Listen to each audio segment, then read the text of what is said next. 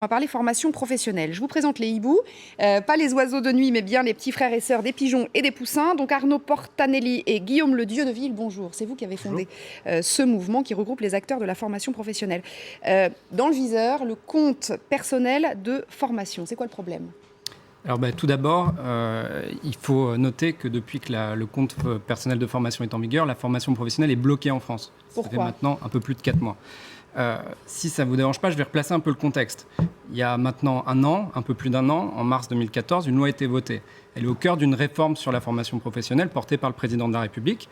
Et cette réforme, elle est bonne, elle est saine. Pourquoi ? Elle représente une véritable avancée sociale et elle cherche à former le plus grand nombre, c'est-à-dire aussi les chômeurs, qui l'étaient moins auparavant, et à sécuriser les emplois.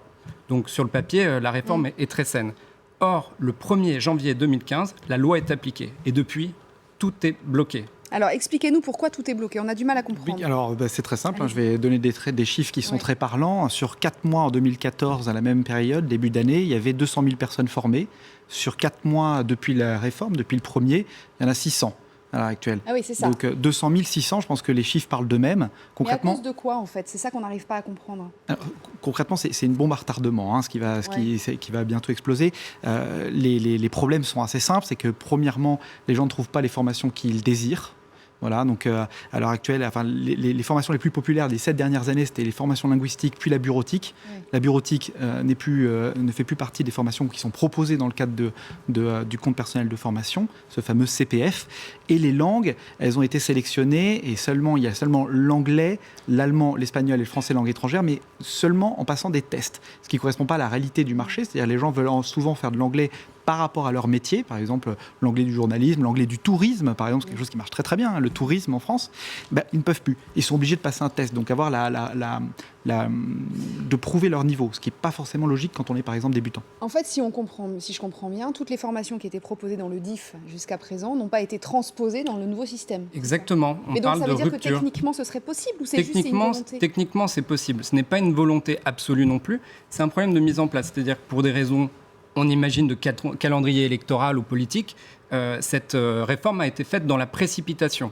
Aujourd'hui, on entend parler de 3 ans pour mettre en place cette réforme, mais vous réalisez le nombre de personnes touchées. Je parle ici des sans-emploi, des chômeurs. Cette réforme a été faite pour eux. Aujourd'hui, le système est bloqué, ils ne peuvent plus se former, mais des organismes de formation aussi. C'est tout un secteur qui est sacrifié. C'est ça, c'est-à-dire que non seulement les chômeurs peuvent plus se former, mais en plus, les organismes de formation ferment, les petits organismes, parce que les grosses boîtes, pour le coup, elles sont moins... Oui, mais elles sont quand même très fortement impactées. Ouais. On parle aujourd'hui de 30% de chiffre d'affaires en moins.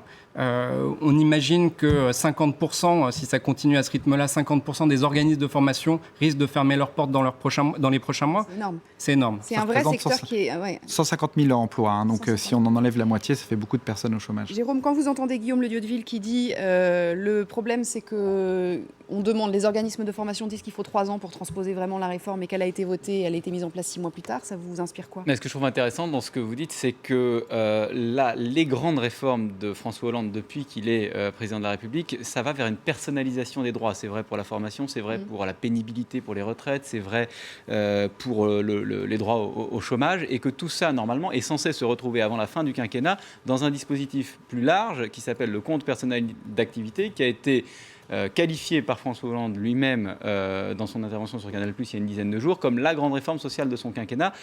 On comprend qu'il veut y aller vite politiquement, mais on comprend aussi que d'un point de vue technique, administratif, ça ne suit pas toujours. C'est toute la difficulté de ces grandes réformes, parce que leur mise en œuvre est extrêmement complexe. Si ça provoque évidemment 150 000 chômeurs de plus, ça devient un vrai souci. C'était pas le but de cette réforme, c'était créer de l'emploi. Merci beaucoup, merci en tout cas d'être venu nous voir.